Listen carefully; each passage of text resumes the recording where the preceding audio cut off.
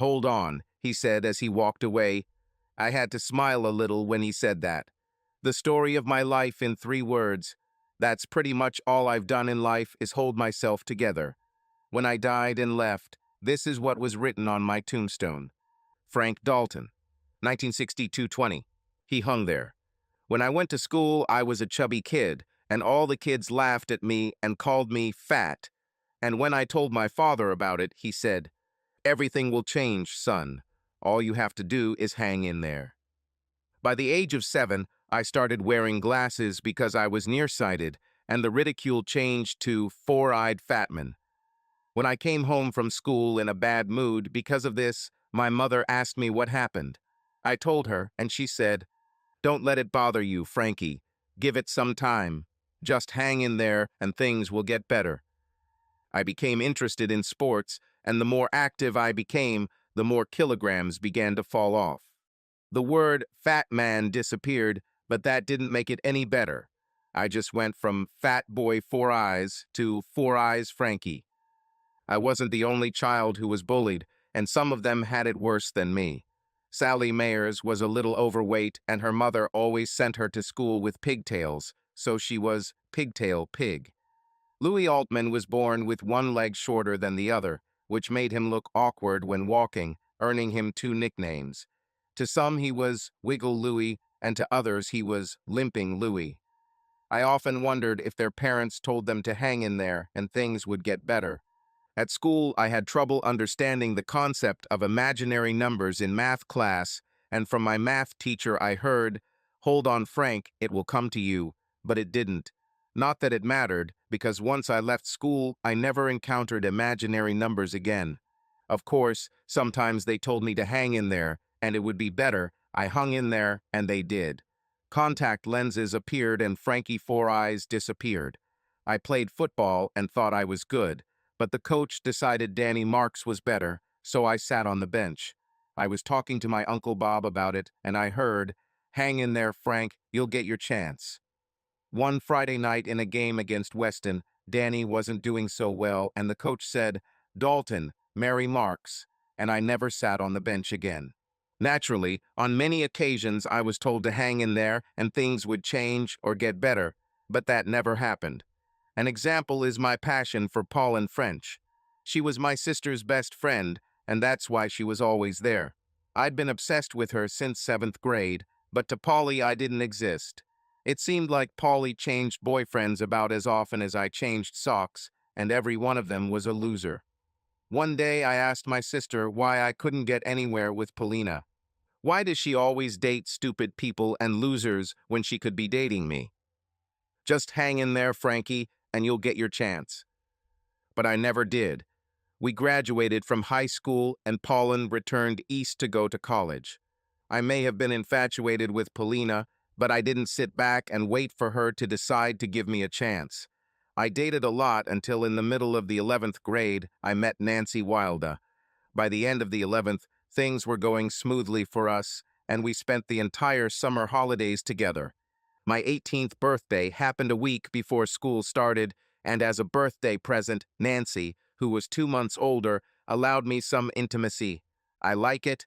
Hell yes. Having never done this, and not having the slightest idea of what I was doing, I naturally did not perform well the first time. Luckily, Nancy didn't hurt me. She taught me how she wanted it done. A month after 12th grade, she left me for Roger Meadow. When I asked her what she wanted to do on Friday after school, she bluntly stated, "Now I'm dating Roger." I went to look for Roger. I was going to talk to him about stealing my girlfriend. I found him talking to Tony Bates and Jerry Watts. I was fully expecting a fight when I attacked him over Nancy, but it didn't happen. I didn't steal her, Dalton. She came to me and asked me out on a date. Tony said, "He's not lying, Frank." I was next to him when she did it. She approached him and told him that since it didn't look like he was ever going to ask her out, she asked him. "I thought you guys must have broken up," Roger said.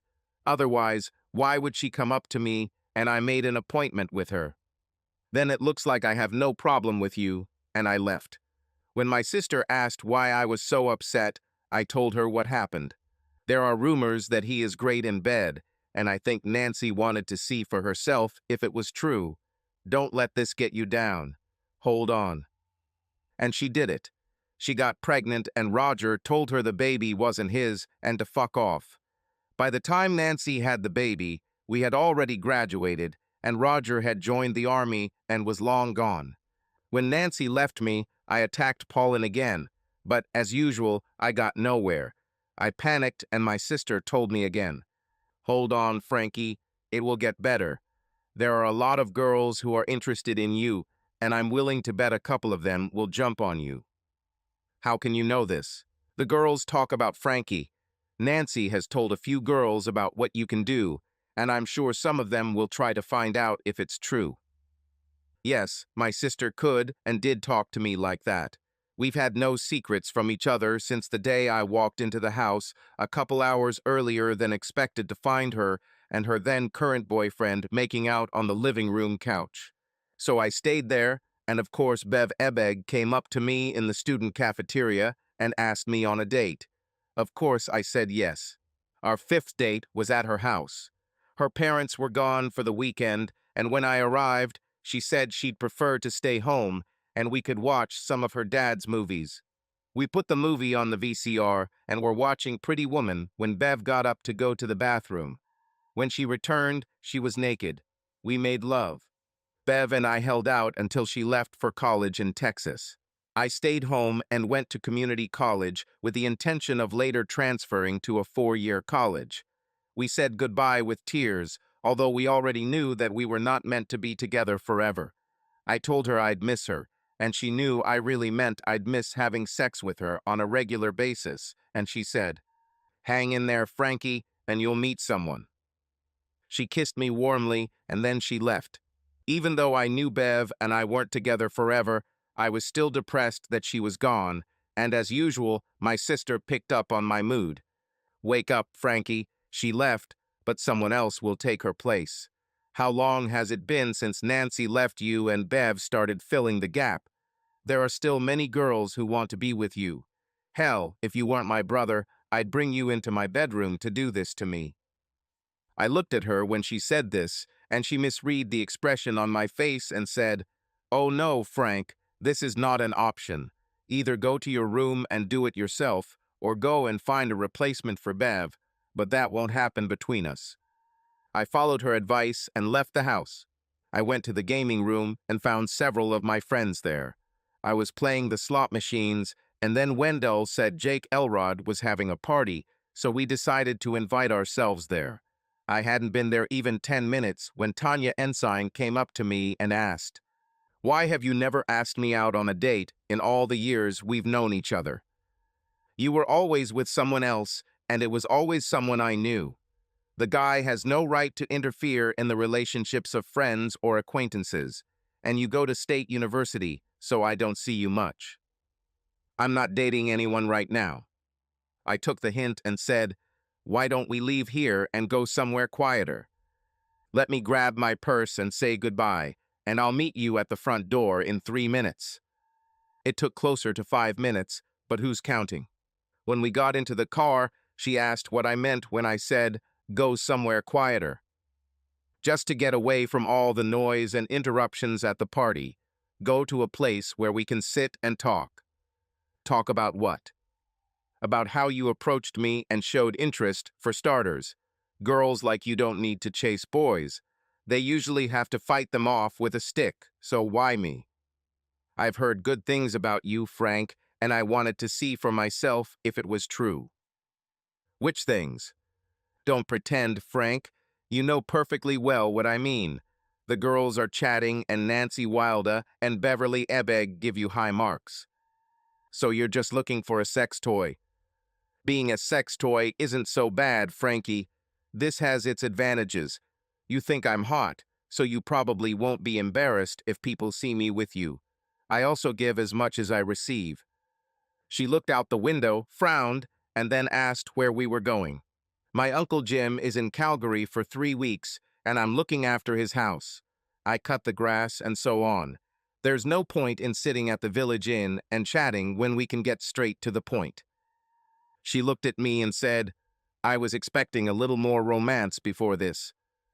Then you shouldn't have said directly that you wanted to check if what you heard was true. There's no point in wasting time as I see it. I'm under the impression that if I don't live up to expectations, you'll leave, so let's get this straight.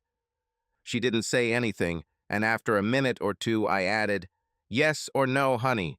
If not, I can turn around and find a place where we can sit and talk and spend time on what you already said you want to come to." You are right, let's do it. I must have lived up to the expectations because 6 months later Tanya and I were still seeing each other often. We weren't a permanent couple, although I wanted it to be, but Tanya promised her mother that she wouldn't get attached to any guy until she graduated from college. She dated other guys, but I got 85% of her free time. She promised me that she wouldn't have sex with them, and I was naive enough or underwhelmed enough to believe her. There were awkward moments when I went to a place where she was with her boyfriend, or when she and her boyfriend came to a place where I was. I was always alone when this happened, because although Tanya did not become attached to me, I became attached to her. I was sure that we would become completely devoted to each other once she graduated. Can you say the word stupid? I was brutally enlightened at Jake Elrod's party.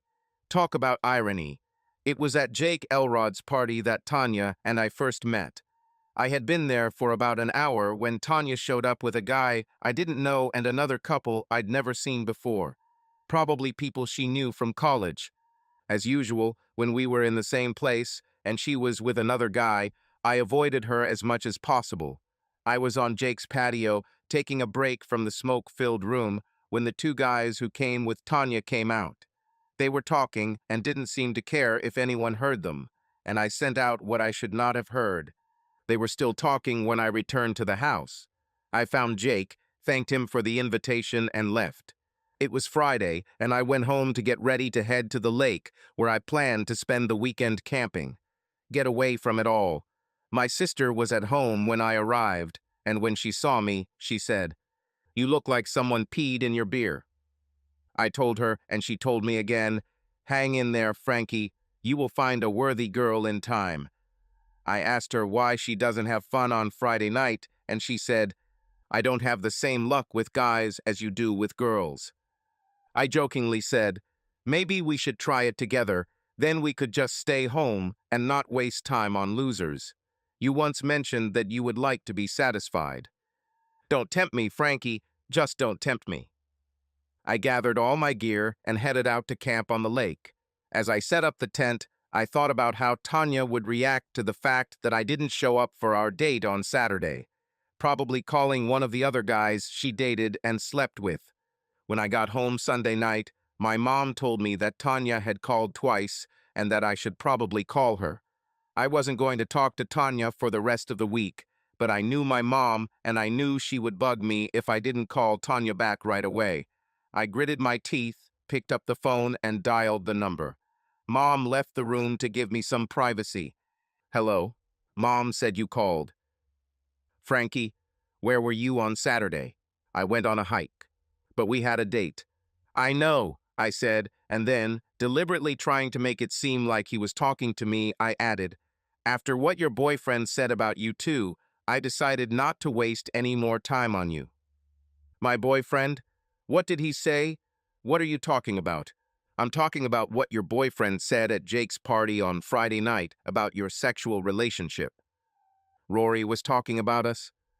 "Yes, I did." There was silence on the other end of the line, so I said, "Goodbye, Tanya," and hung up. When I left class on Monday, I found Tanya sitting in her car parked next to mine. Seeing me coming, she got out of the car and stood between me and my car. As soon as I approached her, she asked, "Why did you hang up last night?" "Because you were silent. I was stunned by what you said." "None of this is true, and I couldn't believe what I was hearing from you. This morning when I got to class, I snapped at Rory and asked him about it, and he said he never talked to you. He said he doesn't even know you and has never seen you." "That's probably true, but I just stood there where I could hear him talking to the guy from the couple you came to the party with, and I heard everything I told you on the phone." "It's not true, honey, none of it." "I don't believe you, Tanya." I know how you feel about promises. That's why you date other guys. Because of the promise you made to your mother, right? You promised me that you wouldn't have sex with others, and you made that promise at the same time. Held back and violated. She looked at me with an expression that screamed, "What the hell? Did I keep and break my promise at the same time?" I explained everything to her. That's all, Tanya. You kept it for you, but not for me. And before you say he's lying, I'll tell you that I won't believe you if you say that. Just the fact that he said he could have everything from you will be in my head from now on. It's sad that this may even be true, but doubt is now deeply ingrained in my mind and will always be there. This is nonsense, Frankie, and I will prove it. How are you going to do this? Meet me tomorrow at Harry's malt shake after class around 4:30, and I'll prove it. I was hesitant, and apparently it showed because she said, "Hang in there, Frankie. We'll be fine, you'll see." When I arrived at Harry's the next day, Tanya was already there in a booth, and her boyfriend from Jake's party was with her. They sat opposite each other, and I sat next to Tanya. She introduced me to Rory and then said, "Tell him, Rory." He looked like he had just eaten something rotten, but he still said, "Nothing you heard at the party was true." I tried to look cool in front of Cliff. Tanya and I have been dating for about 6 weeks, and there have been times when we kissed, but she always stopped me when I tried to move on to more intimate things. The thing is, Cliff knew she wasn't giving, so when he asked why I was wasting my time on a girl who wasn't giving, I tried to pretend I was cooler than him. I lied to him. And you think I'll believe this nonsense? I hope you believe it. She directly said that if she loses you because of this, she will destroy me. How will she do this? She said she would tell all the girls she knew about what I did. If girls think I'm talking, I'll never have a date in school again, and I still have 3 more years of school. He looked at Tanya and asked, "Are we even?" Tanya nodded and then said, "Just don't try to date me again." He nodded, left the booth, and left. Tanya pushed me and said, "Change seats." "What? I want you to sit opposite." I moved, and as soon as I sat down opposite her, she said, "I'm not very happy that you believed what that asshole said so quickly and left me. At least you could have called me, told me what you heard, and talked to me before you dumped me. This makes me think that your feelings for me are not the same as mine for you. I want you to take a couple of days and think about it, Frank. All I am to you is just regular sex. Think about it for a few days." She left the booth and left. I thought about it all the next day and half the next. Tanya meant more to me than just regular sex. I thought of us as husband and wife in the future. I was in no hurry. I thought about it more after I graduated. Did I believe Rory's story? Yes, I believed it. I did that too. I dated Beverly Holbrook in 9th grade and got a kiss after our second date. A few kids saw it, and in the locker room after gym class, they asked how far I had gone with her. To look cool, I lied. Do you know what is fast as light? School word of mouth. 3 hours later, when I left school, Bev was waiting for me. I smiled as I approached her and didn't see how she hit me. She called him a sneaky bastard and left. It took several months before I was able to get another girl to go on a date with me. When I remembered this incident, a thought occurred to me. I wondered if that was why I could never get anywhere with Polina.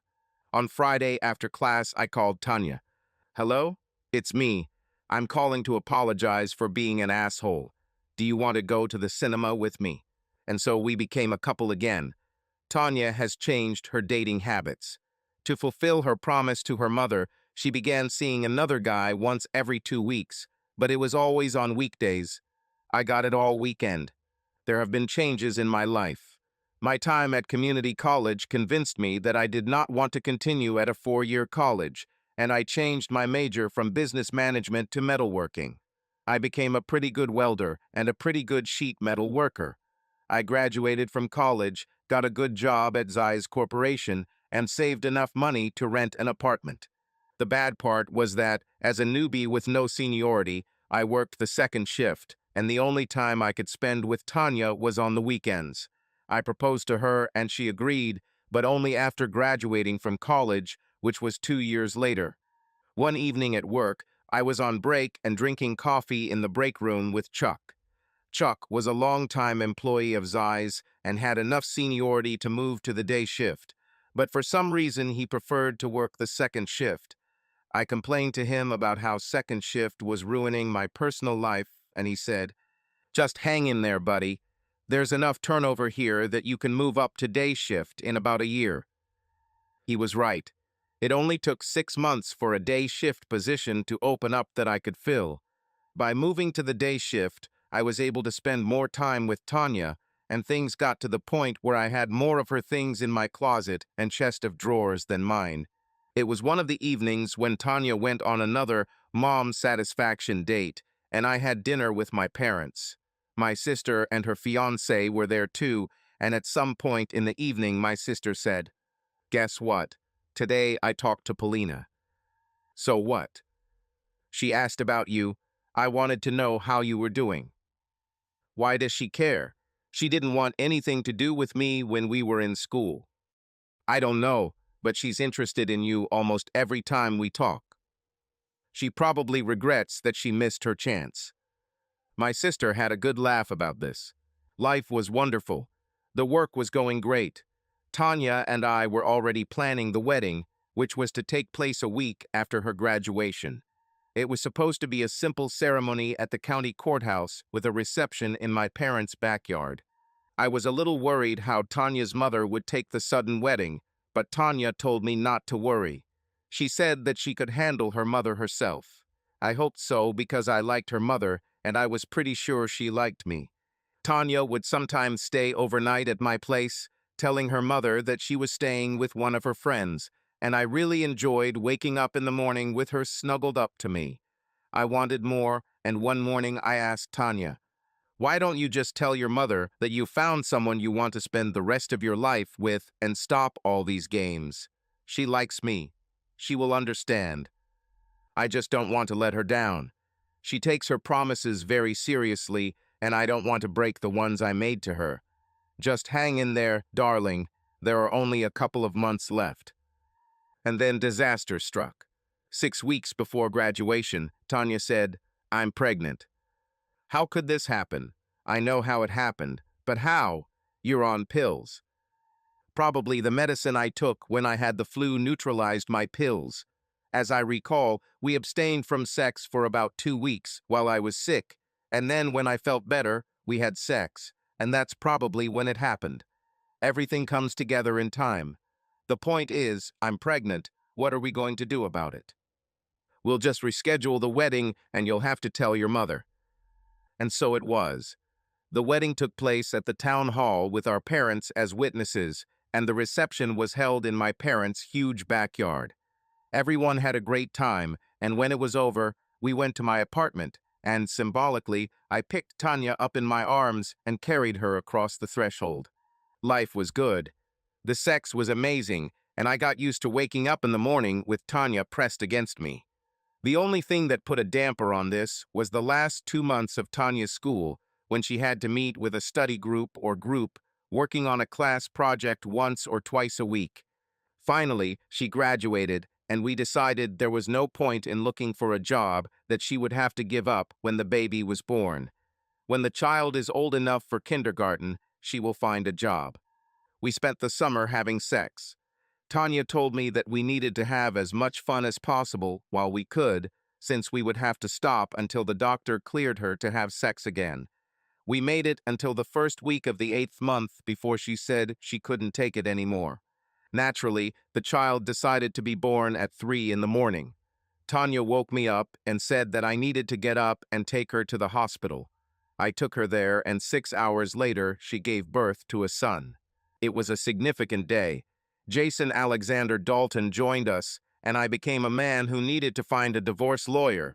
I may not have been the smartest guy, but in school I listened carefully, and I got excellent grades in math and biology, and I could tell when something didn't add up. Tanya's black hair and brown eyes, plus my brown hair and brown eyes, could not produce a red-haired and blue-eyed son, And the first thing that came to my mind when I looked at little Jason was this red-haired and blue-eyed Rory. The same Rory who said he lied when he said he had sex with Tanya. It became obvious that he had lied when he said that he had not slept with Tanya and that they continued to sleep. A little over a year had passed since he told me his story, and Tanya told me that she was pregnant. I walked up to the nurse's station and said that the baby was clearly not mine and asked that my name not be listed as the father on the birth certificate. I called both sets of parents as soon as I brought Tanya to the hospital, and they were all there when we were shown the baby. I looked at Tanya's mother and said, "I hope you still have her room. She will need a place to stay when she is released from the hospital. I'll bring her things this afternoon." She asked what I meant, but I was already leaving. I had not yet reached the car when my cell phone rang. It was my mother-in-law who wanted to know what I meant. Look at the child's hair color and eyes. Two people with dark hair and brown eyes cannot give birth to a child with red hair and blue eyes. Let her know that she will not be living with me when she is discharged. I called work from the hospital and said that I would not be there, explaining the reason. My boss, Josh, congratulated me, and I told him I'd be back the next day, then went home and went straight to bed. I woke up at 6 when I smelled food. I got up, put on my pants and shirt, and left the bedroom. I found Judy, my mother-in-law, in the kitchen. I knew she had a key, but I was still surprised to see her in my apartment. She saw me and said, "I was just about to wake you up. Dinner is ready, and after eating we need to talk." "Talk about what?" "About you and Tanya, and of course, about your child." "This is not my child," I said, and then I couldn't help but laugh. "It's probably your fault that he's not mine." "My fault? What does it mean?" "If it weren't for that stupid promise you made her make, she wouldn't have dated other guys, and this wouldn't have happened." "What are you talking about?" "About that promise you made her make to you, not to date anyone full-time until she graduated from college." "I never pressured her into making any promises, and I certainly didn't get any promises of dates from her. In fact, I scolded her several times for dating other guys besides you. I told her she was risking you by doing this. She told me not to worry because you understand." "That's another reason to get rid of it." "No need to rush, Frank. I know she loves you, and I know you love her. You need to sit down and talk to her. I'm sure she didn't know she wasn't carrying your child. Sit with her, just hang in there, Frank. I'm sure you can survive this." I like Judy, and I really didn't want to upset her, but I had to. "No, Judy, we can't survive this." And then I told her the whole story of what happened to Rory. The fact that Tanya's baby is almost certainly Rory's means she has been cheating on me for at least over a year, and most likely even longer. After I saw the baby, I couldn't even rule out the possibility that she may have been cheating on me up until the day I took her to the hospital. I would never trust her again, Judy. That, and the fact that I'm not going to raise someone else's child. Other men do it. I'm not another man, Judy. Do you know what gnaws at me most? The idea that Tanya knew that the baby's father was Rory, went to him and told him about it, and that they should get married, and he laughed in her face and said that he was not going to marry some stupid girl who was cheating on her boyfriend. This left her only other option me. No, Judy, we have no chance. Look on the bright side. You now have a grandchild to spoil. When Tanya and her child were released from the hospital, her father picked them up and brought them to our apartment, but I changed the locks and they couldn't get in. In the end, he took them to his home. I hadn't spoken to Tanya since she was put on the gurney and taken to the maternity ward, so I didn't know what story she was going to tell me, but I knew that whatever it was, I wouldn't believe a word she said. She lied to me the entire time I knew her. Her promise to her mother was a lie. Her promise to me not to have sex with others was a lie. Her words that I knocked her up were a lie. No, sir, I will never believe a word she says again. In fact, I wasn't going to tell her anything. The phone calls started as soon as she returned to her parents, and I did not receive them. If I answered the call and heard her voice, I immediately hung up. After a while, I got tired of it and switched off my landline and bought a new mobile with a different number. She called at work, and I told Marlene, the girl from the office, not to call me when Tanya called and not to take any messages from me. I didn't have money for a lawyer to file for divorce, so I decided to just avoid her. I knew that sooner or later I would have to meet her, but I chose the option as late as possible. Our apartment's lease was ending in 2 weeks, and I told the landlord that I would not be renewing it and explained why. He said he had been through something similar himself, so he understood me. Then he said that he had another apartment in another place, and I agreed to it. The only reason I even wanted to move out of the apartment was that Tanya would come here when she finally stopped trying to contact me by phone.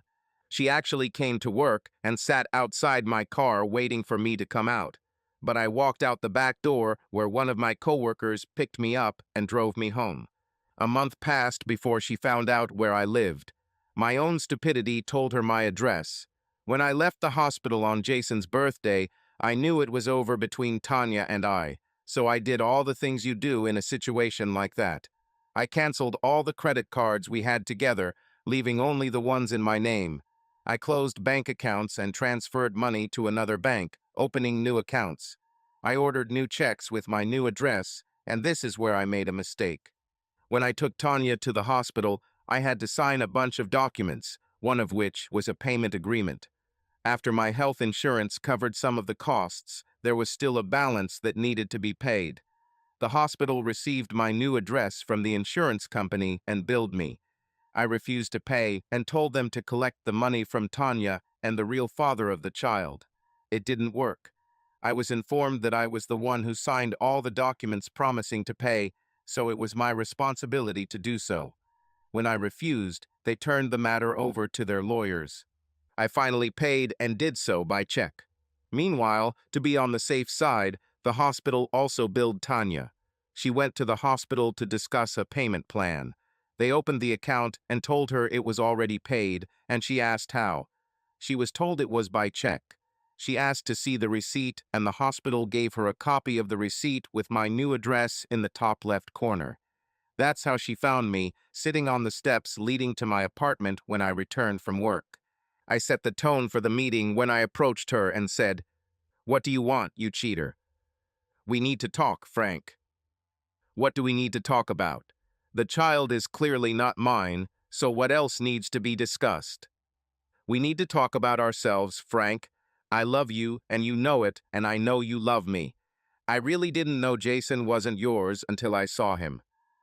"Yes, and I'm sure you knew who his father was when you first saw him. To me, this means that you have been cheating on me for over a year." "No, I didn't." "Of course she cheated. The day you told me you were pregnant was more than a year after the meeting you arranged for Rory to tell me his fake story.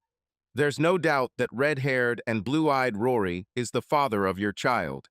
That means you slept with him right up until the day you told me you were pregnant. It also means, at least to me, that you've been sleeping with him this whole time, right up until the day I took you to the hospital." "No, that's not true. Can we go inside? We don't need all your neighbors listening." I knew that sooner or later I would have to sit down with her and talk face to face, and I decided that now was the time, so we went to my apartment. I invited her to sit at the kitchen table, and when she asked for a glass of water, I brought it to her. I sat down opposite and said, "Okay, Tanya, tell your stories and let's get this over with." "No lies this time, Frank. I need to go back to when I first started dating. I dated several guys before you." "No, that's wrong. A couple is two, and I dated 4 guys before you. Then I got along with you, and you were also completely different compared to the first 3. But with you, I got something that I never got from others. I received an emotional charge. The more time I spent with you, the more time I wanted to spend with you. I decided that you were the man I wanted to marry and spend my whole life with, but I was in no rush to do so. My older sister and 2 of my cousins got married, and all 3 of them ended up getting divorced because they cheated on their husbands. When I told my sister I was going to marry you, she explained why she and my cousins Sharon and Gloria ended up cheating on their husbands. All three of them wondered what they had missed by not trying out other guys before they got married. All three became curious, and eventually circumstances allowed them to satisfy their curiosity. They were caught, and they were left alone. My sister told me that I need to try everything before marriage. This seemed like good advice to me. I looked around and saw several other married women I knew and talked to them about it. One of them said she wanted to try more before marriage and admitted that she had thought about cheating on her husband, but was afraid of getting caught. Another said that before the wedding she had a lot of fun and was glad that she did it. This allowed her to satisfy all her curiosities before the wedding. I saw the wisdom in this, and although I knew I wanted to be your wife, I needed to satisfy my curiosity before marriage. I made up this story with a promise to your mother to keep you close while I satisfied my curiosity, and it worked until you overheard Rory talking to Cliff. I felt guilty about my promise to you, so I stopped having sex shortly before I started dating Cliff. Then I started dating Rory. Then you overheard Rory and Cliff talking and everything went to hell. I needed to get you back. The price Rory gave for telling you that story was sex. I was desperate to get you back, so I gave him what he wanted. After I got you back, I told him I couldn't see him anymore. He laughed and said I'll sleep with him whenever he wants, or he'll tell you he lied. I got you back, and I couldn't risk him telling you, or I'd lose you again. After several months, he found himself a girlfriend and stopped coming to me. I thought I was free from him, but then they broke up, and when he needed to sleep with someone, he came to me again. Then he started dating another girl again and left me alone for a couple of months, and then they broke up again, and he came back to me. I think the last time we did this was when we had a baby. After the last time he visited me, he started dating another girl again. Then I found out that I was pregnant. I was sure it was from you. You have to understand one thing, Frank. I am yours and have always been yours since our third date. I knew I wanted to spend my whole life with you. I love you, Frank. God knows how much I love you. I can't lose you, Frank. I just cannot. But you've already lost me, Tanya. We will never be together again after Thissy saw your child. You should have trusted me, Tanya. You should have told me everything when I went after overhearing Rory and Cliff talking. It would take a little time, but I was so in love with you that I would eventually forget about it. But you didn't do that, right? No, you told me lie after lie until you told me the biggest lie in the hospital. We're done, Tanya. You need to understand this. We're done. No chance at all. Not the slightest. With eyes full of tears, she got up and left, but it didn't touch me. Having made the decision not to spend money on the divorce, but to simply leave, I ran into a problem. I was used to a sexual life, and I had to look for a partner who would not be bothered by dating a married man. I wasn't going to hide it from whoever I met, and I wasn't going to hide it from Tanya.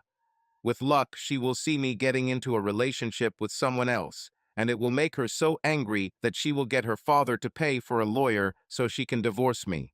I didn't put it off and started searching the very next evening after work. I came home, cleaned myself up, changed clothes, and went to the bars. I met several acquaintances, drank a couple of glasses and danced, but did not meet anyone. I repeated this the following Friday and Saturday with the same dating results, but Saturday wasn't a total loss. I was at the Stagecoach bar, and about an hour after I arrived, I saw Rory walk in. He was alone, and as he stood looking around the place, I realized that he was here for the same reason as me.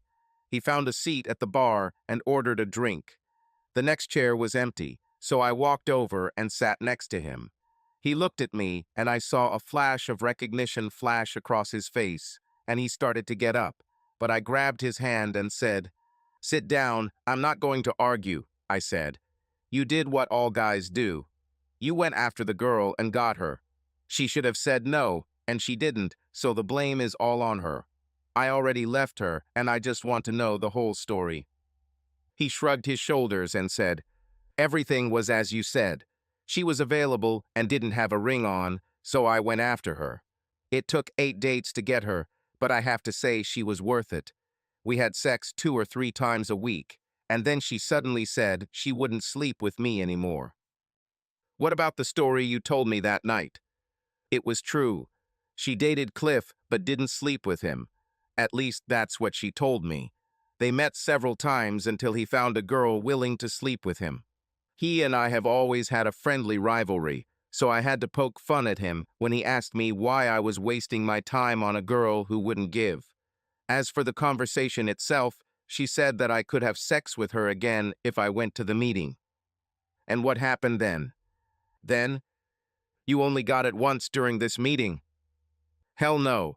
We were together until she gave birth to a child. Did you sleep with her until she got pregnant? No, mate. I slept with her until 2 weeks before she went to the hospital. I heard that she had a boy. I just looked at him for a few seconds and then said, "It's a boy, and he's yours." My, can't be.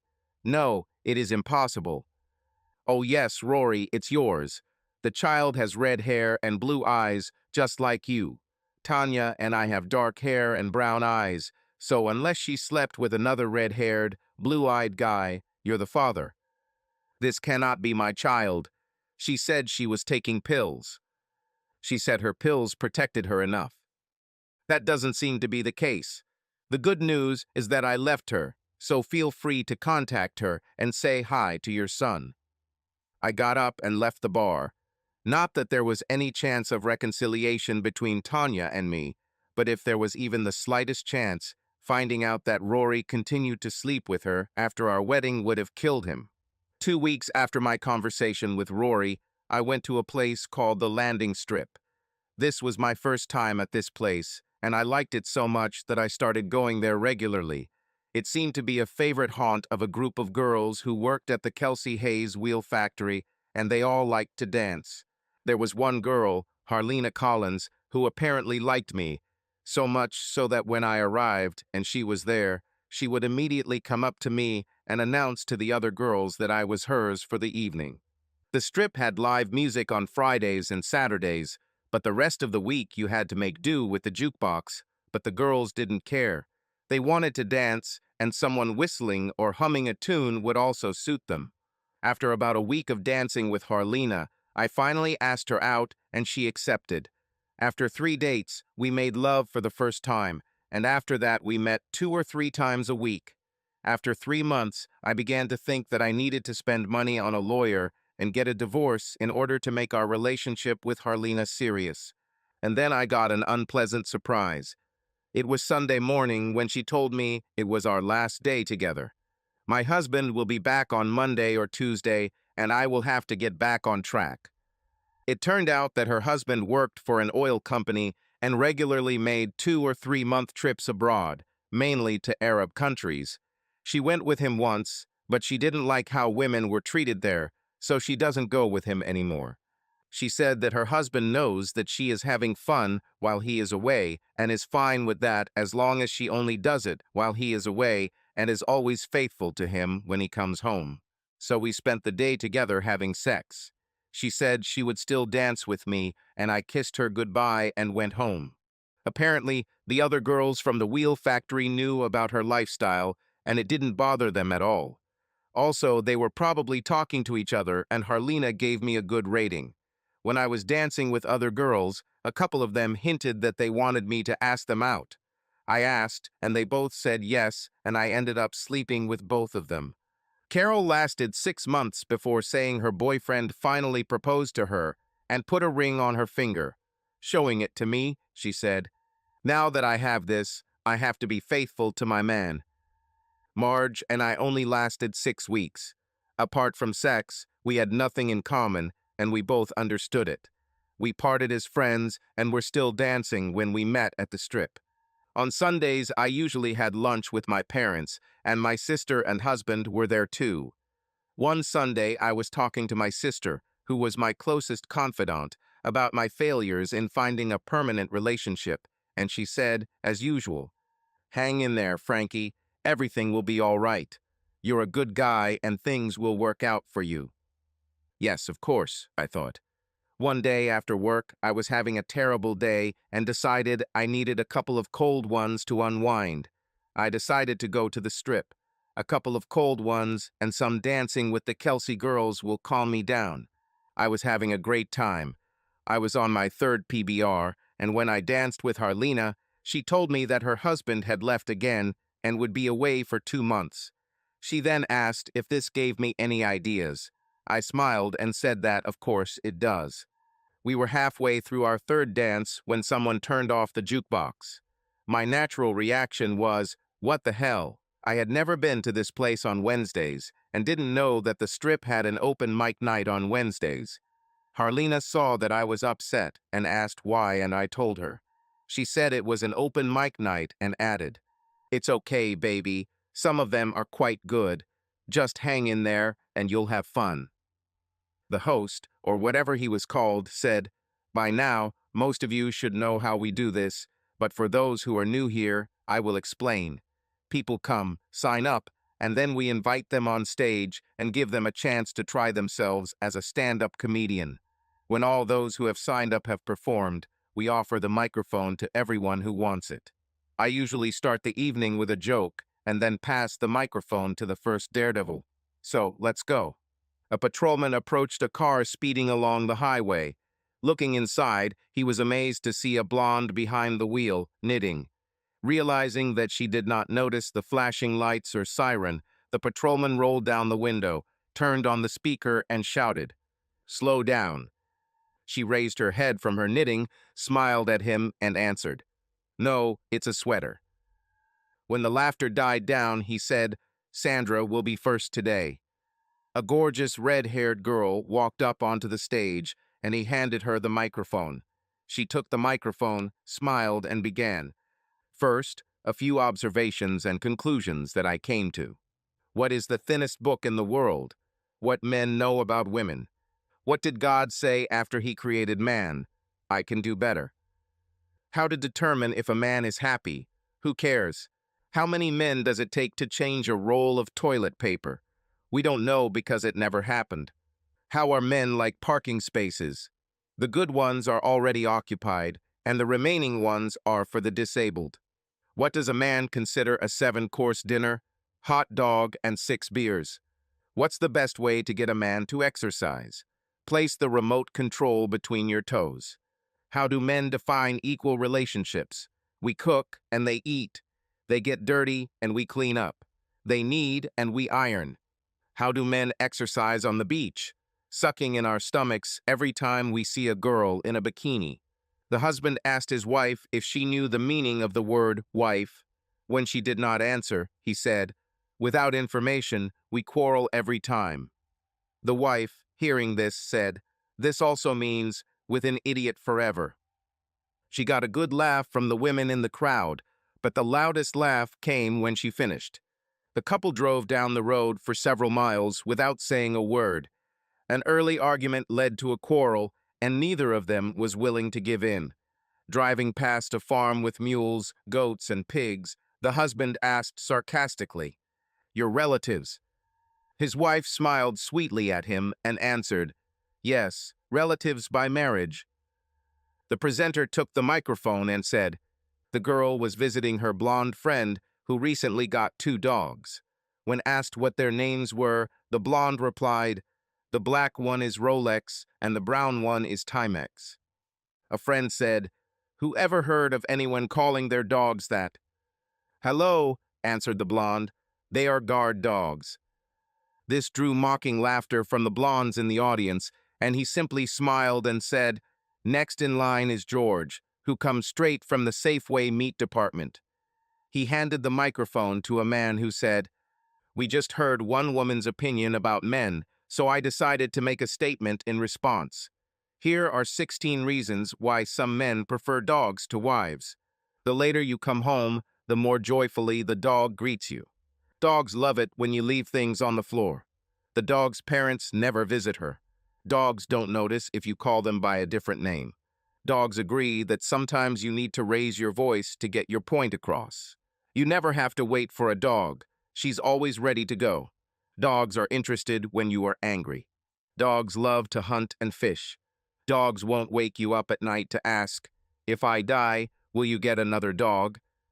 If a dog has puppies, you can advertise in the newspaper and sell them. When you let a quiet one in, the dog enjoys the aroma and does not run around the house with an air freshener trying to remove it. Dogs will allow you to wear a spiked collar without calling you a pervert. If a dog smells a different scent on you, it will not kick or hit you. She will be interested. If the dog leaves, it doesn't take half of your things with it. And last but not least, if you lock your wife and dog in the garage for a couple of hours, which of them will be happy to see you when you open the door? When he finished, he received a good round of applause, mostly from men, bowed, and handed the microphone to the presenter. The presenter took the microphone and said, "This is the story of a poor blonde girl flying in a two-seater plane with a pilot. The pilot suffered a heart attack and died. She grabs the microphone and calls Mayday. Mayday, Mayday, help me, help me. My pilot had a heart attack and died, and I don't know how to fly. Help me, please help." Suddenly, she hears a voice on the radio. "This is the control room. I received your message and will walk you through it. I have a lot of experience in such situations. Just relax. Everything will be okay. First, give me your altitude and location." The blonde says, "I'm 5'4", and I sit in the front seat." "Okay," replies a voice from the tower. "Now repeat after me, 'Our Father who art in heaven.'" This got him a few chuckles, and then he introduced the next person and handed him the microphone. A man and a woman were having dinner by candlelight. They looked at each other and held hands. Waitress, host ordering at the next table, I suddenly noticed how the woman was slowly sliding under the table, but the man continued to sit and look straight ahead. The waitress, considering this behavior somewhat frivolous and worried that it might offend other customers, approached the table and tactfully said to the man, "Excuse me, sir, but I think your wife has slipped under the table." The man looked at her and said, "No, she just walked through the door." He caused loud laughter. I was in a good mood when Harlina left the strip, and when I took her home, she made the mood even better. We had 6 wonderful weeks with Harlina, and then I received the message, "Husband is coming home." We spent our last day together. Our last day together was both good and bad. The bad thing, from my point of view, was that it was our last time, at least until her husband's next trip. The good thing was that as I was getting out of the car at work, a man came up to me, handed me an envelope and said, "You have been subpoenaed," and then walked away. Was the trial good? Yes, of course. Tanya filed for divorce. She filed a petition stating irreconcilable differences and did not seek alimony or child support. I signed the documents and sent them the same day. I later found out that Rory went to Tanya to find out if Jason was really his child. He looked at the child and asked Tanya to marry him. Believe it or not, I was invited to the wedding. I refused. Of course, at one of our family dinners on Sunday, my sister just couldn't help but say, "I told you, if you hang in there, everything will work out." So I became single again and had no intention of getting married again anytime soon. My social life continued to center around the landing strip.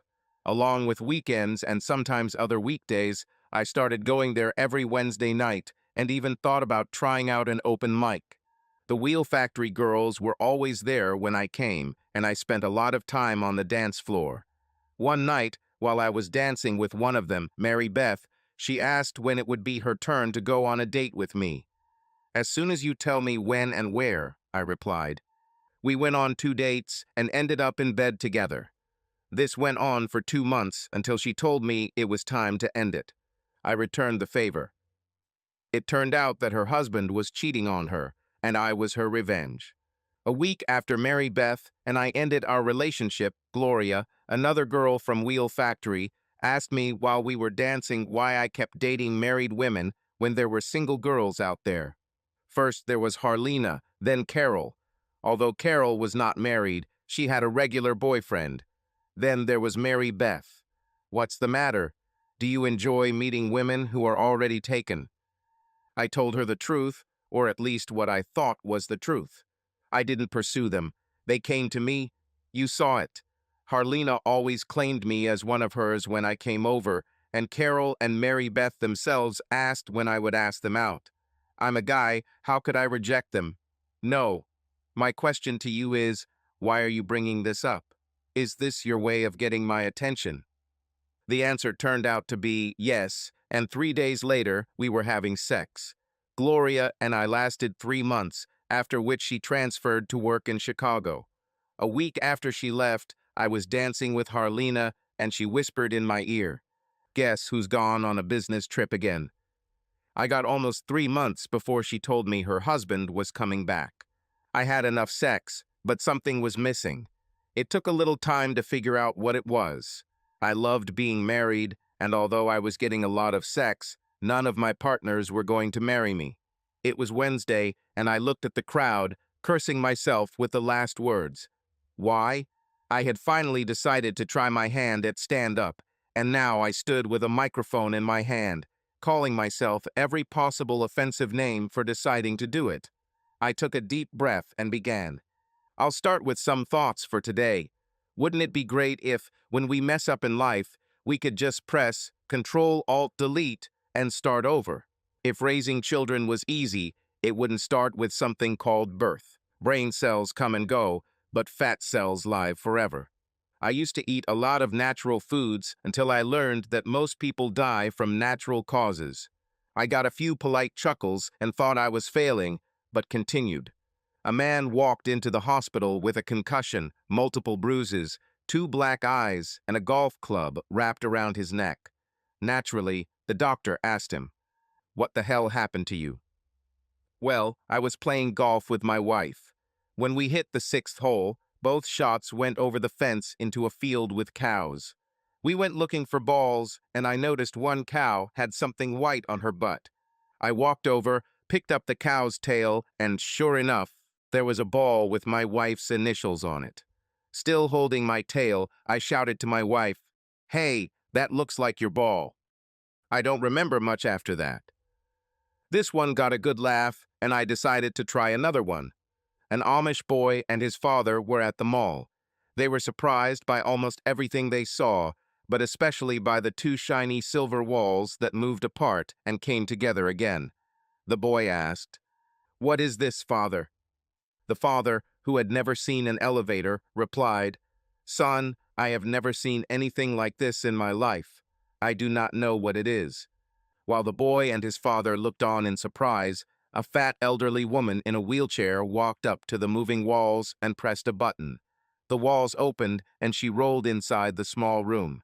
The walls closed, and the boy and his father watched as the small numbers above the walls lit up one by one.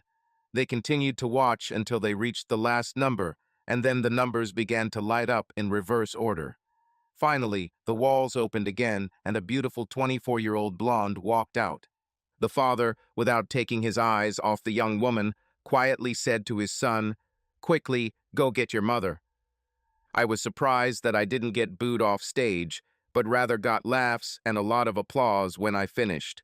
I decided to leave on a high note, thanked the audience, and headed to the bar. I was sitting at the bar drinking a cold PBR beer when someone sat down on the stool next to me and I heard, "Hello, sailor, will you buy the girl a drink?" I turned and saw Pauline French. I just looked at her, unable to say a word. She laughed and said, "Your sister told me you could be found here. Have you come looking for me?" "Yes. But why? I've been chasing you for years, and you wanted nothing to do with me, and now you come looking for me. What can I say? I want to know what I missed then." My sister was always right. "Hold on," she said. "Hang in there, and everything will get better." Well, I held on, and damn, everything worked out. 10 years and 2 kids later, I'm glad I stuck it out. This led me to Polina. Subscribe to our channel so that your love doesn't cheat on you, and go ahead and listen to the next story, because this story is nothing compared to the next one. If you're under 18, don't even think click to the next one. Click to the next one. Click to the next one.